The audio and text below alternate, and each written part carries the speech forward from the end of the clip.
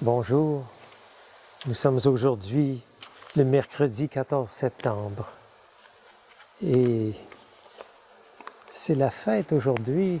L'Église nous demande de célébrer la croix glorieuse. On va réfléchir là-dessus. Et pour l'approfondir, on nous propose un texte de Saint Jean que je vais lire maintenant.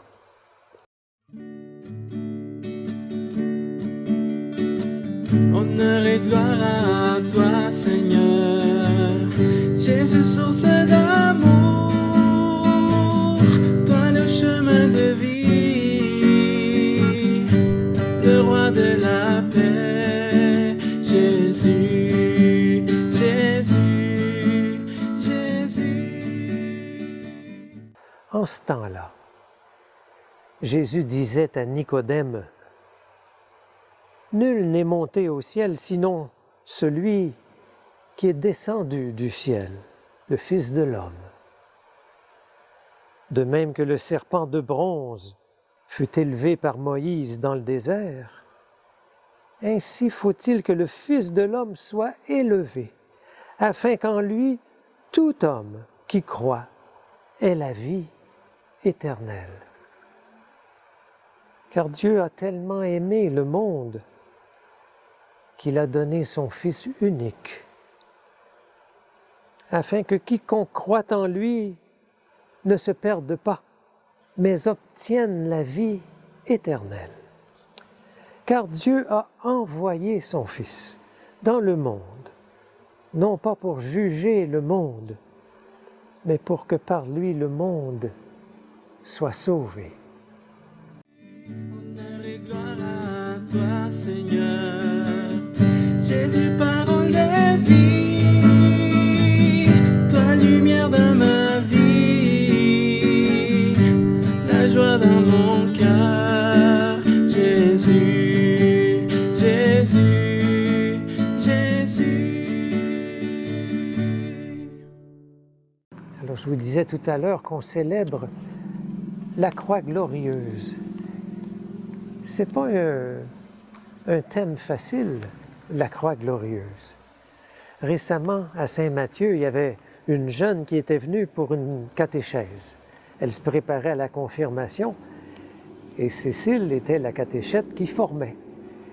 Et la jeune pointe le doigt vers derrière l'autel et il y avait une croix. Et sur la croix, il y avait Jésus. Et la jeune dit à Cécile: pourquoi vous laissez Jésus en croix là? Comment c'est possible? Et il y avait même une agressivité en elle. C'est comme si c'était quelque chose qui la choquait. Comment pouvez-vous laisser Jésus crucifié, mort là? Et Cécile me disait que ce n'était pas simple pour elle de gérer la colère de cette jeune. Et elle a eu beau lui dire: ben, il est là, il est là pour nous sauver, toi et moi. C'est comme si c'était plutôt la révolte que la croix réveillait, que ce qu'on appelle la gloire, la beauté. Il faut regarder bien dans quel sens on pourrait trouver quelque chose de glorieux dans la croix. Et le texte d'aujourd'hui est fort à ce point de vue-là. C'est une rencontre de Jésus avec Nicodème. Nicodème était un pharisien, un notable, membre du Sanhédrin, donc du grand conseil de la nation juive. Et il vient voir Jésus de nuit. Il n'adhère pas à Jésus, mais il lui dit: personne ne peut faire les signes que tu as faits s'il ne vient pas de Dieu. Il est mu par une sorte de confiance quand même en Jésus, mais il n'adhère pas. Et Jésus va lui dialoguer avec lui, il va se révéler à lui, mais il va aussi lui faire reproche que lui et plusieurs des siens n'accueillent pas la parole et le témoignage de Jésus et le témoignage de la communauté de Jésus. Il veut le faire grandir. Et Jésus lui révèle d'une certaine façon des choses sur sa mort, sur sa croix, qu'il n'a pas encore même dit à ses propres disciples.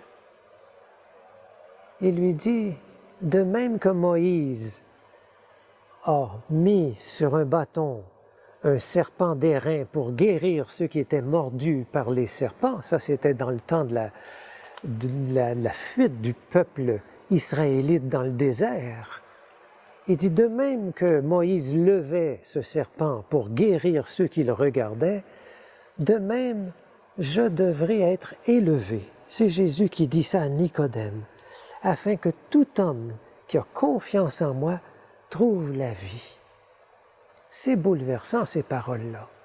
C'est bouleversant parce que Jésus parle de sa mort qui vient. Et sa mort, c'est un fait historique. Jésus a été crucifié. Et Jésus annonce à Nicodème, « Celui ou celle qui me regardera sur la croix trouvera la vie. » Qu'est-ce que ça veut dire? Comment vivre cela? On n'entend pas Nicodème répondre. On est dans un moment où Jésus parle à Nicodème. On dirait que Nicodème a en quelque sorte disparu. Et c'est Jésus qui se révèle. Et Jésus dit oui, Dieu a tellement aimé le monde qu'il m'a envoyé. Alors Jésus révèle qu'il est envoyé par le Père et qu'il vient pour donner la vie et que le chemin qu'il doit prendre, c'est d'être élevé, c'est-à-dire cloué sur une croix. Comment comprendre ça? Et comment nous découvrir ce que l'Église nous propose aujourd'hui, qu'il y a une gloire dans cette croix?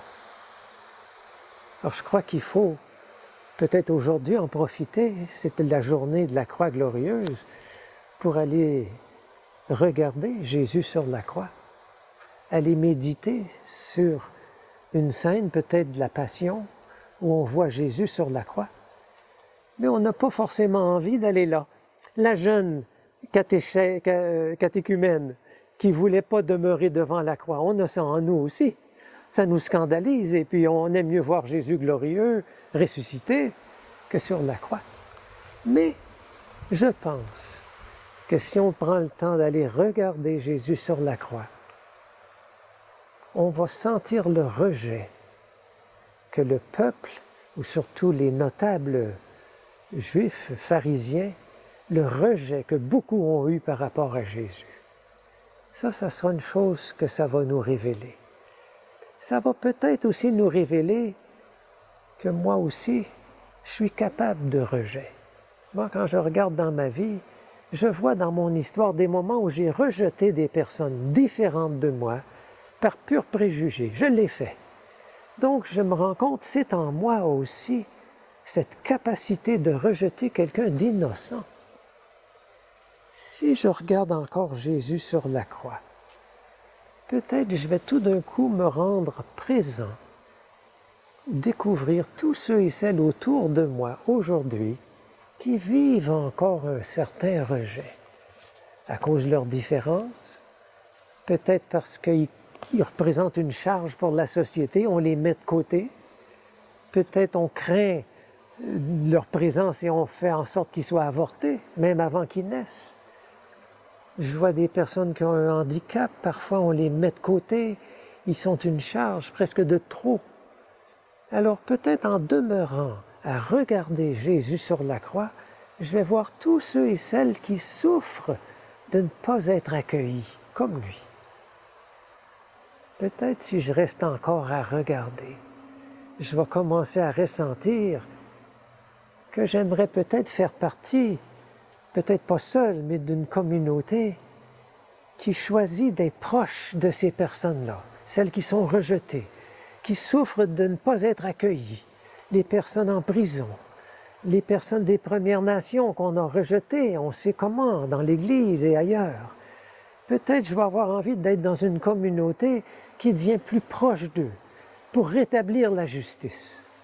Tout ça peut naître à contempler Jésus sur la croix. Et peut-être peu à peu, je vais découvrir le projet de Dieu que Jésus nous révèle. Dieu veut qu'on soit tous unis, qu'on aille vers ceux par rapport auxquels on a des barrières, qu'on crée un lien, qu'on crée des liens d'amitié, une communauté d'amis des plus faibles, des rejetés, pour que toute notre humanité ait accès à la vie. Tout d'un coup, peut-être en contemplant Jésus sur la croix, le désir de la vie en moi, pour tous, va naître. Peut-être c'est pour ça que Jésus a dit à Nicodème, « Si tu veux trouver la vie, je serai élevé et tu regarderas celui qui est élevé ainsi et tu trouveras un désir de vie en toi. Ça sera un chemin vers la vie éternelle. »